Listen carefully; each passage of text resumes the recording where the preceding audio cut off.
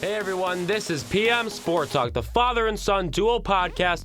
I'm your host Preston, alongside my father Mike and Dad. How are we doing today? I'm a little tired. I'm not going to lie after watching that game last night, but I'm going to do my best. Let's get into it.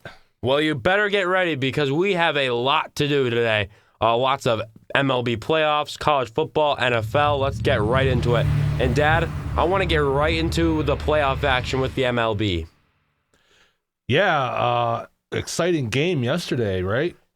And ladies and gentlemen, the Padres and the Dodgers, known rivalry in the NL West. And it just showed last night, lots of chippiness. Obviously, we didn't catch much of this because, of course, that rain delay in the Sunday Night Football game. And fun fact, this game ended at around when halftime was last night. But nonetheless, the Padres tie the series 1-1. It is with a 10-2 victory last night.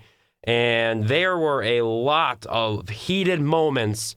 We'll probably get video after we explain, go over what happened. So basically, I'm pretty sure it started with the Flaherty and Profar drama. Or not Profar, excuse me, Machado. Flaherty and Machado. So Jack Flaherty, who is the starting pitcher for Los Angeles last night, must have had something against Machado because he strikes him out and says, "Sit the insensitive down, you mother insensitive." Thoughts on that, Dad? Yeah, that was, TV caught that plain as day. There was some back and forth going on there. I don't know why that came from. There must be more to this than what we just saw last night. But yeah, it was pretty heated rivalry. Benches are chirping. There was a big thing today where there was fights in the stands. Crazy scene there at Dodger Stadium, and I guess this rivalry is a lot more heated than what I thought it was. This may be the modern day. It's leading up to be the modern day Yankees Red Sox. That's how intense these games have been between these two teams. But anyways, that led to a bunch of stuff. Tatis and Profar the whole game were chirping the fans. Dodgers fans didn't like that, obviously. As soon as Flaherty made those comments towards Machado, Profar stepped out of the dugout, started making this gesture to Flaherty. Obviously, that got him even more fired up because in between innings, the two players were going back and forth while Flaherty was in the dugout and Machado was playing third base for San Diego on defense. But another main story from this is the fans. Jurickson Profar was having a great night, obviously, messing with the fans, having fun with them. You know, it happens in sports, doesn't it? Chirping fans, going back and forth. But there's a moment where you cross the line and it goes too far. And it started when Dodgers fans started throwing stuff at Jurickson Profar, and he was inches away from getting hit with a baseball, and that's where Jurickson Profar started to get a little heated. Yeah, it was a crazy scene. I didn't see that part of it, but I heard about it this morning on the radio, and yeah, crazy. Things just got a little out of hand there. Of course, Profar he did something with the ball, right? Yeah, there's a fan view actually I saw on social media. He handed the ball to someone, fan in the front row. The fan chucked the ball, and somehow some other fan, not the fan he gave the ball to, but another fan had a ball ready to go and chucked it onto the field, and it nearly hit Profar. Now, was this after he caught that home run ball? No, this was later on. So it was after that? Mm. Okay. Well, I think that's what started it, right? Yeah. He did he caught so he robbed the home run. No one knew he caught it. No one knew what happened exactly because Profar made the catch and started doing a little bit of, he hopped back and forth, never really showed that he had the ball until like Mookie Betts reached third base on his trot. Wasn't he like staring at the fans or something? Yes, he was hopping back. He was hopping back and staring at the fans. So, I mean, I'm not saying I don't condone the fans throwing the balls at him, Like I said, Profar and Tatis were the main ones messing with the fans the whole game. but they they kind of like fed into it big time.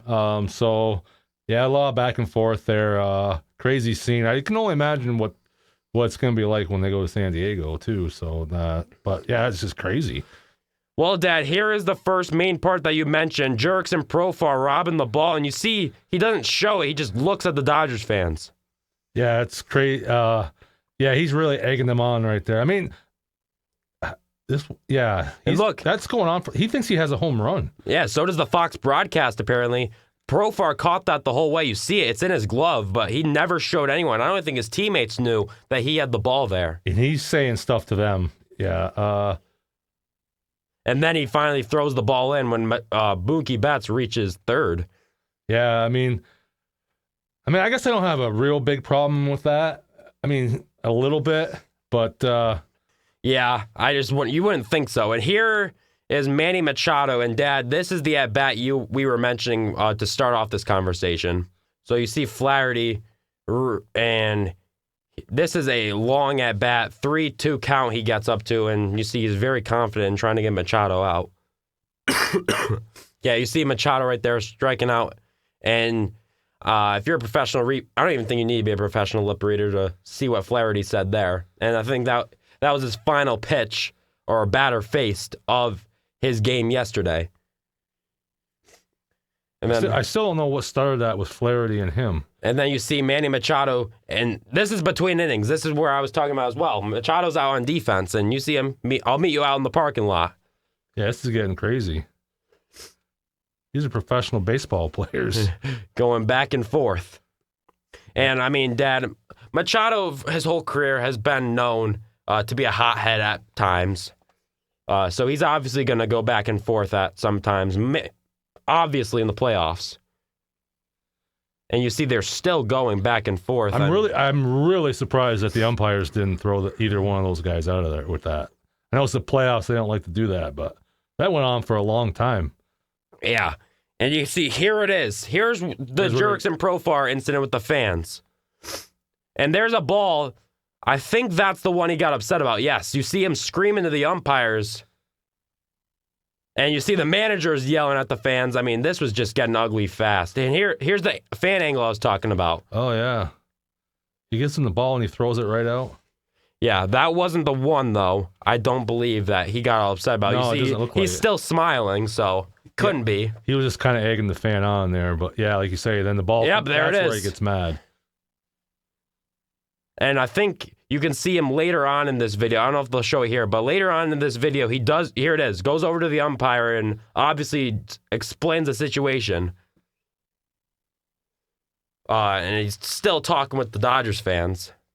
You saw that he was thinking about giving the ball to a fan, gave it to the ball boy, and there he is, barking. Yeah, I mean, Padres won this game by a lot, but geez, that's crazy. I've never seen that in a professional baseball game like that. And not to mention in the playoffs as well. Yeah, and also, I don't know if they'll show it here, but there was a turning point in this game where Manny Machado saw the situation and saw his players were fired up. You see, there's Tatis. He thinks this whole situation's funny. He's been having fun with Dodgers fans for a while. Profar is obviously not feeling the same way. But there was a main turning point in this game. Oh, here we are. This is another one, throwing stuff in the bullpen, where they stopped the game yet again because of this. Yeah, this is getting crazy. I didn't realize it was this bad. They stopped the game twice due to Dodgers, for the same reason, Dodgers fans throwing stuff on the field. And you see Darvish is like, can I just pitch the ball? And here's where things start to get back in order. Darvish is obviously going to try to finish this inning. But later on, after all this, you see this is what I was talking about. Manny Machado leads a huddle in the Padres dugout, trying to get everyone and telling them, hey, let's calm down here. Never mind the fans. Let's go win this game. And this is kind of where the Padres blew this game wide open. Yeah, that's pretty good leadership on his part there, because that was getting out of hand. Those guys were just worried about the fans instead of playing baseball, you know? Yeah. Yeah, that's a good, Sometimes that's what you have to do. And then you see this is just where it starts getting worse and worse for the Dodgers. yeah, this is where they... And Merrill hits that home run, makes it 6-1. And it was over from there. And then there's another one, and it just kept going and going. Like we said, Padres win 10-2 in this one. What a crazy game. I got to think that the managers are going to be talking to their players, at least San Diego. The Dodger players, other than Flaherty, didn't do anything. Yeah. So I got to think the manager, maybe Machado, but took care of it. But you got to talk to your team. Even though they won that game, if you act like, obviously they're going to be at home, so there's less chance of that happening. But you can't act like that, because that takes you away from playing your game. So they got lucky that they won. They didn't get, you know what I mean? Yeah. That could have easily turned the other way. Mm-hmm. Getting distracted like that and having the Dodgers come back and beat you. So they got to get that under control. But, hey, rivalries in sports, it's just crazy. Yeah, it can get bad really fast. Yeah. Some more, I'm just going to do a quick recap. That was the big game of the playoffs so far, I'd say. But right now, the Guardians lead the Tigers series 1-0, but we're currently really deep in this game. I have it up right here, but 0-0 is still the score in that one. Yeah, it's a pitching duel there. Pretty, that looks like that might be heading to extra innings at 0-0. The way it's going. Yeah, it's crazy. A lot of these games have been that way, like no score, and then all of a sudden you get to the ninth inning and they erupt. So who knows how that game's going to finish, but yeah. And as we were recording, October 7th, the New York Yankees later on tonight take on the Kansas City Royals, try to take a 2-0 series lead there. Yeah, that series is going to be I think those games are going to be very close. Yankees got really lucky the other night with the replay that went their way. Really shouldn't have went their way. Yeah. But that happens sometimes. But Kansas City is going to be a tough out for the Yankees. That series might go longer than you expect it to. And our final series to go over, the Mets and the Phillies, with that series also being tied at 1-1. Yeah, that's been the best series so far. Both games were back and forth. And Phillies got it last night with a game-winning hit in the bottom of the ninth. So tied at 1-1, going back to New York. I expect that series to go to Game 5 back in Philadelphia, and anything goes after that. So, yes, a very entertaining MLB playoffs so far, I'd say. it has been, absolutely. Usually is. Let's get in now to college football, Dad. And What a weekend. We were looking at this on paper the whole week saying, oh boy, there is not going to be any good games. This is going to be a boring week. Yep. Just going to have to get through it. Not so fast. So we started off with the game everyone thought would be the best game of the week, and that is, of course, A&M and Missouri in Texas A&M, and Texas A&M took care of business. Absolute blowout, 34-0 in the first half. Never a game. That game was over before it started. That was the only game of top-ranked teams, two top 25 teams, Mm-hmm. and it was just a blowout. So not much to say there other than Texas A&M looks like they might be finally getting ready to compete for where we thought they'd be a few years ago. Looks like they might finally be that team that can compete in the SEC. How about Connor Wegman coming back from a shoulder injury and playing that well? Yeah, he played great. Like I said, I don't know if Texas A&M is at home, but Missouri just laid an egg. I don't know what happened there. It's just a crazy game. I don't know if Texas A&M is that much better than Missouri. I have no idea, but yeah, that game was... It gets loud there, I'll tell you that. That's a great atmosphere there. Home of the 12th man. So we'll see. Texas A&M's got some big games coming up, so we'll see if that was a for real beat down there or if that was just Missouri playing bad, but we'll see. And of course, the game of the week, Bama, number 1, goes down to unranked Vanderbilt. Unbelievable. Vanderbilt's been playing a lot better. They beat Virginia Tech. So they're playing a lot tougher brand of football, like they actually belong in the SEC. But nobody saw this coming. No. I mean, I think they led wire for wire in this game. Mm-hmm. I don't think they ever were behind. And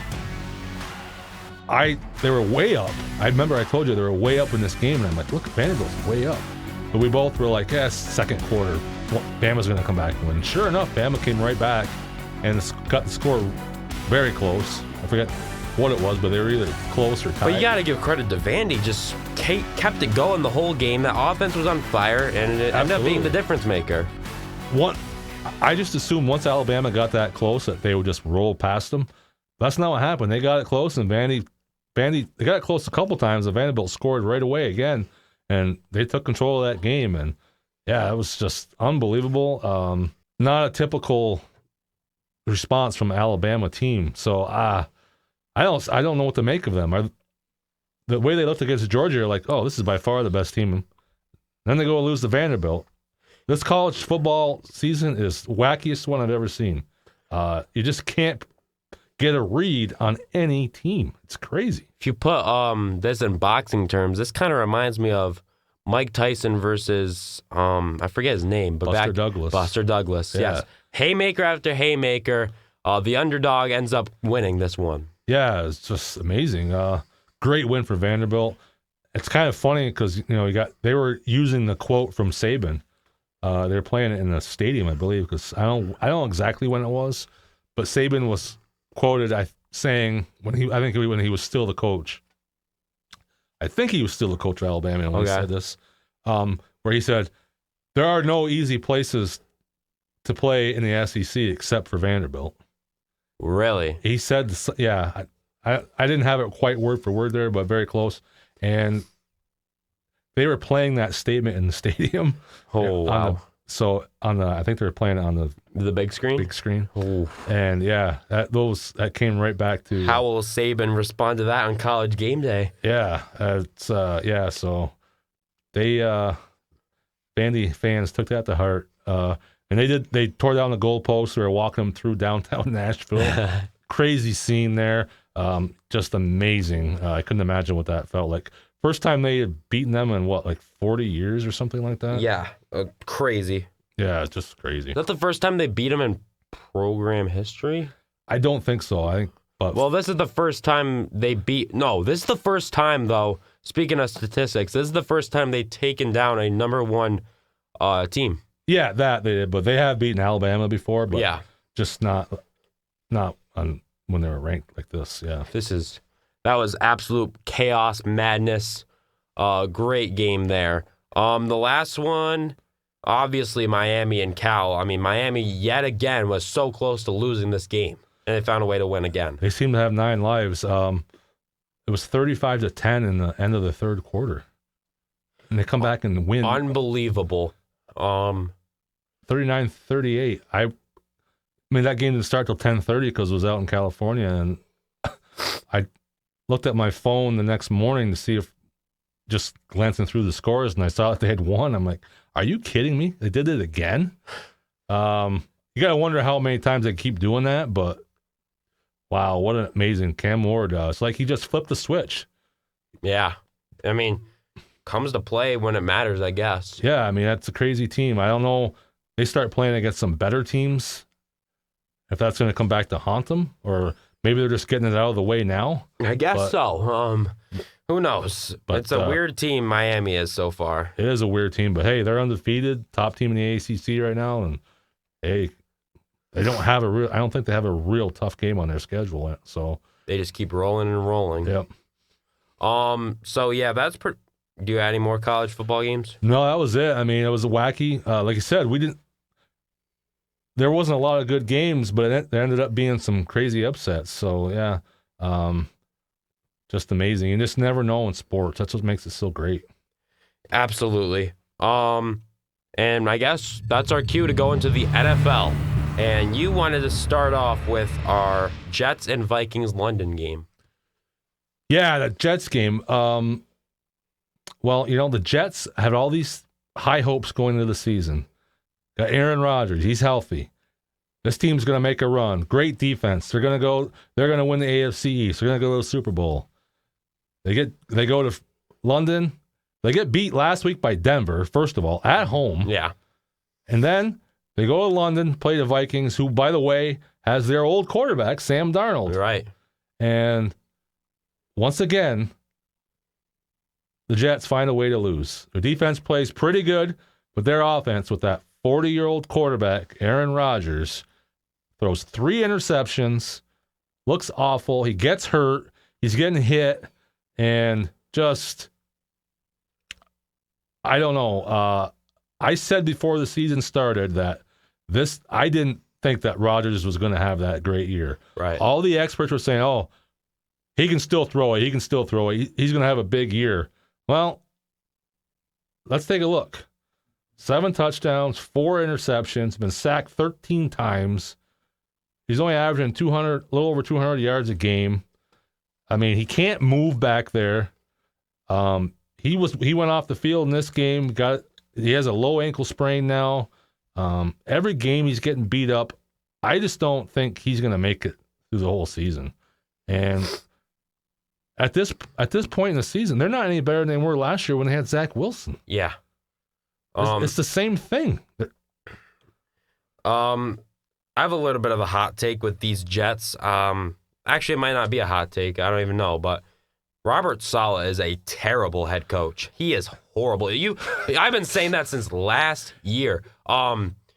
Zach Wilson, they never gave the dude a shot, and whenever they weren't getting anything from Tim Boyle, what do you expect, and some other guys, they were trying to throw him back in there. Well, what do you expect when Zach Wilson obviously looks a lot more happy in Denver being a backup quarterback for Bo Nix. Crazy how that works, huh? Yeah. The coaching is horrible. Robert Saleh is a defensive coordinator, not a head coach. It's just like we've seen it. We've seen the same story so much times. It's just he's not a head coach. He doesn't. What is he going to do when he loses Rodgers? I mean, last year all they were talking about was when Rodgers comes back next year. What happens when you lose him? What happens when he retires? What happens then? I don't think Saul's going to have to worry about it because I don't think he's going to be the coach. Probably not. I think he's going to get fired. If not, in the season, definitely by the end of the season, because I just don't see this going well. I can see this team not making the playoffs. I can see them winning like 8 games or something, Yeah. 8-9 or maybe 9-8 if they're lucky. Honestly, the AFC East is one of the worst divisions in football right now. I'd say it's the worst behind the AFC South. It is the worst, and a lot of it's because of injury, but it's not the worst. I'd say the South is the worst with the Jags and the Titans. Yeah, probably, but they're a close second. Yeah. I mean, what are the Jets doing yesterday? You got a 40-year-old quarterback. He gets knocked out of the game with a leg injury. He comes right back in because on that very same drive, the punter is roughing the punter, so they get the ball back. Yeah. He goes right back in there. They run the ball a couple times there when he goes back in, but that's it. After that, they're just throwing the ball every down. They have 2 great running backs. Yeah. And they ran the ball 14 times yesterday. I didn't understand that at all. That's it. Why are you Breece Hall, Braylon Allen backfield, and you rarely use them? 14 times combined between the two. That's it. That's ridiculous, is it not? It's crazy. That team should be running the ball 30 times a game. And they could literally just be running the ball 30 times a game with Breece Hall alone. Yeah, and now they have Braylon Allen. So they have 2 very good backs, and they're not using them. Why? I don't understand. Why? They're going to get him killed. Listen, I know, and listen, Aaron Rodgers is the de facto offensive coordinator there. I mean, he has his handprint on that offense. So he has to take culpability too. So a lot of that's on him and Hackett both. Yeah, of course, this is golden boy Nathaniel Hackett. But I mean, somebody's got to say, "Hey, we got to run this ball." Yeah. He's not going to make it. Because when Can we has time, he can throw the ball. Can we pull those stats back up, please? I actually want to take a look at another stat. So, we have Aaron Rodgers so far this season is almost at 200 attempts passing the ball. Yeah. That's what I wanted to look at because I wanted to see how much he's really throwing this ball. And you see he has 182 attempts. The whole rushing crew has 113 total attempts. Yeah, so they're getting close to a 2-to-1 ratio there. Yeah. You want that to be almost even. When you have an old quarterback, especially when you have Breece Hall and Braylon Allen, that should be even. An old quarterback who's coming off an Achilles injury, and you have those two great backs. I bet you if you look at the Steelers stats, that I bet that it's a lot closer. You know what I mean? Yeah, I get you. And I'm not throwing Steelers out there because they're this great offense. I'm just throwing them out there to compare another team. And I bet you if you look, I bet you their run-pass ratio is pretty close to the same. I would think so, especially with Fields at QB. And with the Jets with an old quarterback, that's what it should be. Yeah. It makes no sense. If anything, you should be running more than passing. So I get it's Aaron Rodgers, but come on, did you not see him get hurt last year and what the injury was? And were you not just in the game yesterday watching when he could barely get up off the ground? I don't know how many times he got hit yesterday. I think it was like 13 or 14 times he just got hit. Yes. Oh my goodness, it was bad. Every time he got hit, I was like, is he getting up? Yeah. And even he said today in one of his press conferences or whatever that he was feeling it today. Mm-hmm. He's got a low anxiety. His body took a beating yesterday. So that's crazy. But it's starting to look like the Jets are just cursed. It's the same old Jets. No matter what they do, it's the same thing over and over again. Yeah. But this leads into our new segment that you started last week.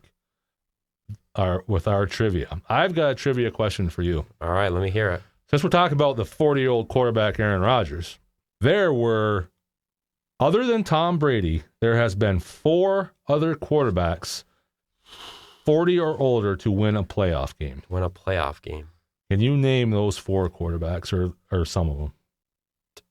Please tell me this doesn't go back to like the 60s. Couple of them are recent 2000s, 90s, 2000s. Okay. And the other 2 are a little bit older, but not super old. Jim Kelly? No. Okay. Brett Favre. Brett Favre is one. Yep. So 3 more? There's 3 more. There's one that's very recent. Peyton Manning? Close. He was 39. Oh, boy. Besides Brady, right? Besides Brady. Brady was 45. Well, yeah, he's going to be an easy one. Oh, boy. How recent? There's one very recent, within a couple years. Oh, Joe Flacco. No. No? Oh, no. He's not 40 yet. Oh, yeah, that's right. Oh, boy. He's very popular. He's like top 3 passer all time. And Montana, was he one? No, more recent than that. Like just a couple years ago. Just a couple years ago? Yeah. Is this like this is a known starter, you said, right? Yeah, like top 5 passing yards of all time, probably. I'm going to feel so stupid. Oh, boy. Drew Brees. Okay. Drew Brees. And the other 2 you're not going to get? No, don't tell me. Give me the year then. Give me the year. I think it was for one of them. Just a decade. I don't need the whole exact year. It was early 90s. Middle 90s. What, AFC or NFC? AFC. Okay. So you think I'm not going to get these? No. Like they're not known quarterbacks? They are, but you're probably not going to get them. He played for the Jets, if that helps. Well, the one Jets. 90s, you said? 90s, yeah. Oh, boy. Don't tell me. He played for a lot of teams, but that's what he did it. He did it for the Jets. No way. It wasn't Josh McCown, was it? No, you're not going to get him. Not okay. No, you give me the other one then. You said there's two more, right? There was this one, and the other one's from way back. Bart Starr, just throwing out a Hail Mary there. You're not too far off. You're in the right time Joe frame. Namath, No, he was a kicker too. Does that help you? a kicker. Is he the kicker that won MVP? Yes.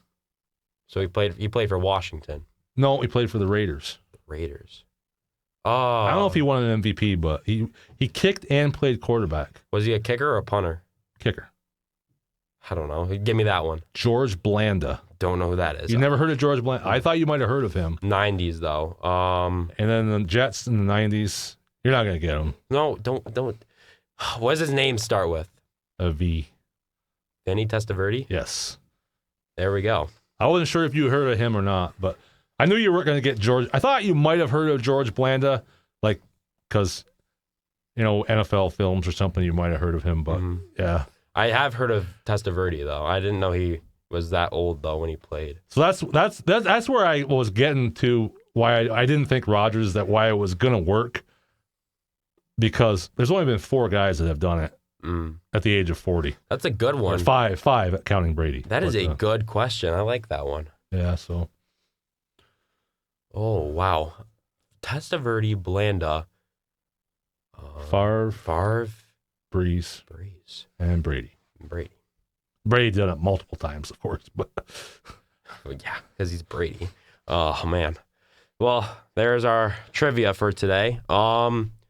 So let's get into our next NFL game, and let's get it out of the way. Let's rip the Band-Aid off the Steelers and Cowboys. yeah, I don't even know how I'm functioning right now. I'm going on like about 3 hours sleep. It started out with a weather delay, so you knew it was going to be messed up anyway. It didn't start till almost 10 o'clock. And it starts out okay. Cowboys go down, get a field goal. Steelers go down, get a field goal. It's 3-3. I think it was 6-3 at half, right? Yeah. 6-3 at half, Dallas.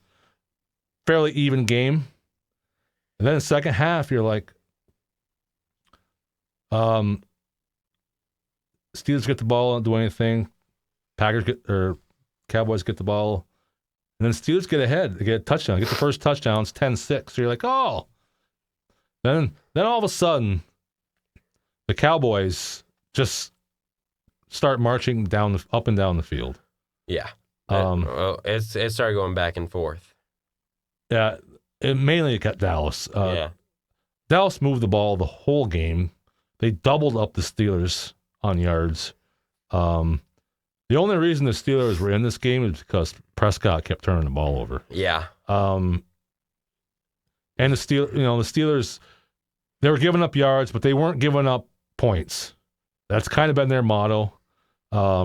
They're really good in the red zone. Well, I don't mean to I am getting a little bit off track here, but I wanted to give a little bit of an update here from the Tigers and Guardians, Dad. Yes. Carpenter, 3-run shot to give the Tigers the lead, and guess what pitcher they hit it off of? Class A? Yes, they just yanked Class A out of the game as well. Wow. Looking good for Detroit to win that game. So that'll tie at 1-1. All right. But back to this game. Wow. I mean, that ending, oh boy. We can get a video of this, right? Did you see Landon Roberts fly over the line like he was Troy Polamalu? That was crazy. What a play. I had already given the game up at that point. I'm like, well, this is over. They're at the 1-yard line with, 40 seconds left? Yeah.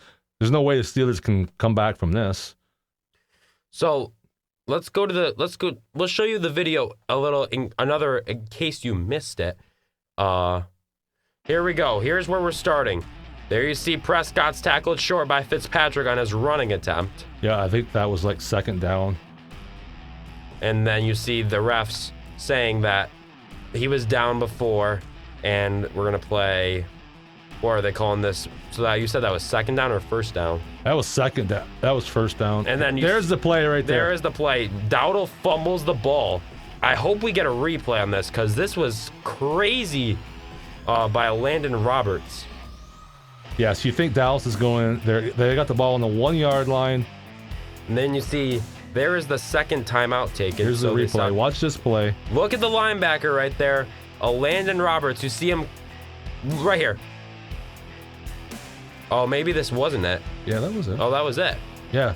Well, you see a Landon Roberts flying over there like Troy Polamalu, and then third and goal. Third and goal. They go to Tolbert, and he is down, slow to get up, but they can't get him.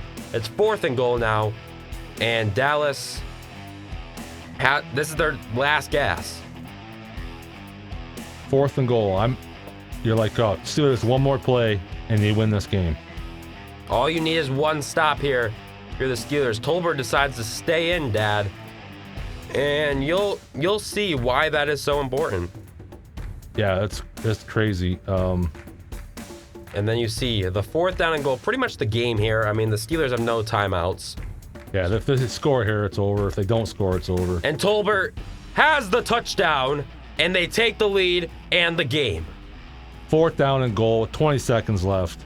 The guy that probably should have went out of the game because he was hurt ends up getting the winning touchdown. Unbelievable. Great ending. And then you see Mike Tomlin's casual reaction to when the Steelers let up a late score. Yeah. Well, anyways, that was our last four plays for the Cowboys there. And can we go to the ending of that video? So you see that 7 seconds, fourth quarter. Obviously, this game's very out of reach. You got to have something crazy happen to win this game. Yeah, they're going to try the old lateral play. So Fields quickly gives it to Pickens. Pickens, they're just going to try to do a little toss. Sumalu. They get it back to Fields. Fields throws to Freiermuth, and that's the game. Watch Pickens here, though. Keep your eyes on number 14. And there's Jordan Lewis getting in his face, and Pickens pretty effortlessly yanks him to the ground. And that is something that is on a lot of minds, taken away from the actual game. Yeah, there's a lot of people saying that was a dirty play from Pickens, but if you look back at that, you'll see that Jordan Lewis gets right in his face, taunts him. And one person that we were pretty upset with who made comments about this during the game, our good old guy, Mike Tirico. Yeah, he just commented that, that was a horrible, Pickens. Jordan Lewis is going to get back in Pickens' face for obvious reasons. Mike, did you not see Jordan Lewis yell in his face? Yeah. The whole start of that was him getting in his face and taunting. If Jordan Lewis never did that, then Pickens wouldn't do that. You gotta read the situation, dude. You gotta read the situation. You just can't comment and say it was just one guy. Both guys played a part in that. So. And you see, the one time I'll credit Collinsworth, he didn't really say much about that. Yeah, I mean, it's easy. Everybody wants to pile on Pickens. This is a guy who played football, so he will know that emotions are part of the game. It's very emotional right there. You just lost a heartbreaking game, a game that you thought you might win. And, the guy gets in your face, has the ball in your face, taunting you. He's got his right in there. Who knows what he said to him? Yeah. And then Pickens just grabs him by the face mask, and he lets go right away. He goes down. Should Pickens have done that? No. But you got Mike Tirico making it sound like that was all Pickens, where it wasn't. It was both guys. And so it's easy to pile on Pickens because, the way he carries himself sometimes. Yeah. But, anyway, it's just an offshoot of what at the end of the game. Emotions are high. It's not a big deal. But just the fact that Tirico had to comment on it is just, it drives me nuts. He does that all the time. He's not the guy that should be commenting on it. Like you said, Chris Collinsworth is the commentator. Yeah. Mike Tirico is the play-by-play guy. Let Collinsworth comment on that and leave it at that. Anyway. Mike Tirico is just known for that. It's kind of funny, actually. But yeah. But anyway, Steelers lose. Great game for Dallas. Great big win for them coming into Pittsburgh and winning. Didn't look like that, though, when Prescott kept turning the ball over. Yeah. He was kind of doing his usual Prescott, what he does. Piles up big yards, but turns the ball over. And that was almost got him in this one. Mm-hmm. But he got out of it. Both teams had a lot of injuries. So who knows how this game goes if both teams are at full strength. Yeah. But hey, it's a good win for Dallas. Pittsburgh has to move on and, hopefully get the ship righted after 2 losses. Absolutely. So those were the 2 big stories and the one other game I'll talk about is, boy, that was a great game between the Baltimore Ravens and the Cincinnati Bengals. Yeah, that was great offense in that game. Not a lot of defense, but a lot of offense. Joe Burrow was almost perfect in that game. Yeah. I know Lamar Jackson seems to get all the love, but Joe Burrow is still the better quarterback. You gotta give them both flowers. That was a great game. Two different styles. I mean, it's not Joe Burrow's fault that the holder misplaced it. Yeah, I mean, look at Joe Burrow's stats. If we can get Joe Burrow's stats for the season up there, they are unbelievable. That team, other than the game against New England where the offense didn't play good, that team could easily be 4-1. If they had a decent defense. Their defense is horrible. Well, here it is, Dad. Here's what you want to look at: Joe Burrow's season stats. Look at the rating. Look at those stats. It's unbelievable. For the regular season, he has 1,300 passing yards, 12 touchdowns, 2 interceptions. He's leading the league in touchdown passes. He leads the league in rating. He leads the league in QBR. He's right up there in completion percentage. I think he might lead the league in that too. Yeah. He can't do any more than he's doing. It sucks. He's not going to get any credit because the Bengals right now are 1-4. Yeah, and if they lose, they're teetering on the season being over. Yeah, they cannot lose any more games. I mean, they've lost a lot of close ones, and to be honest, it's been a lot of self-inflicted wounds. You go back to the Chiefs game, Jamar Chase, the pass interference. And now you go to this one where they had a chance for McPherson. He never really got that chance because the holder never got the ball down. Yeah, he dropped the ball and he couldn't get it back in place. And the Bengals had a 10-point lead at one point. So like I said, they shoot themselves in the foot. The defense is not playing up to what it did a couple years ago. So I just don't know if they're going to be able to get enough wins. I mean, they might have dug themselves too big a hole. It's possible. They definitely have the offense to do it, but if that defense doesn't play any better, they're just going to keep losing these high-scoring games, I think. Well, that is our NFL recap, and that should lead us into your plays of the week. Our first play of the week comes from Seahawks and Giants. Myers wants to tie it, not so fast. Simmons leaps over the line and blocks it. And the Giants off to the races. Touchdown, Giants. Just when you think you might be headed to overtime, the game-time field goal, Giants turn it around. The Giants are quietly starting to play good football. Second play of the week comes from Bengals and Ravens. Little screen pass to Jamar Chase, and he is free, and he's going down the sideline. Only Brandon Stevens to beat. He will get there. Touchdown, Bengals. What a game from Chase. How did he make that? He went through how many guys? Let's see. Let's count. 1, 2, 3, 4. And he outruns the 5th one. Unbelievable play. And what a game overall for the young wide receiver out of LSU. Coming again from Giants and Seahawks. Tracy tries to dive. Did he get in? No, he did not. And with that, the ball is free. And Rayshawn Jenkins has it. No one will get him. Touchdown, Seahawks. I thought for sure on this play that he crossed the goal line. They say no. He picks the ball up, and away he goes. 101 yards. The longest play so far of this new year, and it might stay that way. Here it is. Watch. Doesn't it look like that ball's over the line? I guess not. And they never did show a replay down the line like they usually do. They only showed this replay. That does look like it's out, though. It's very difficult to tell, but that does look like it's out. It's so close. It's fingertips away. And Dad, like you said, this is the one where you really want to show that down the line angle. Well, Dad, coming from Philly and New York, tied at 6, McGill deals, and Castellanos will say goodnight from Philadelphia. The Philadelphia Phillies walk it off and tie the series at 1-1. What another another one of the great games in the Mets and Phillies, back and forth, and Phillies get the last up. They got it. Well, Dad, a little bit of a bonus play of the week for everyone. This comes, who said plays of the week have to come from in-game? This California student has a chance to make $100,000 with a kick on the college game day, and he nails it with the Vans slip-ons on. Wow, crazy. Second attempt, they let him get another one. And oh boy, did he make the most of that one. And Dad, another awesome moment from this. McAfee said another $100,000 from that kick will be going to hurricane relief. Yeah, it was what a great moment. That kid nailed that. Oh boy.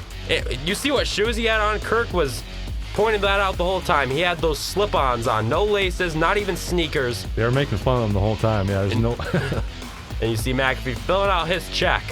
Coming from Houston and Buffalo, Stroud fakes the toss, will let his arm take it the distance. Nico Collins, touchdown Houston. CJ Stroud is a bad man.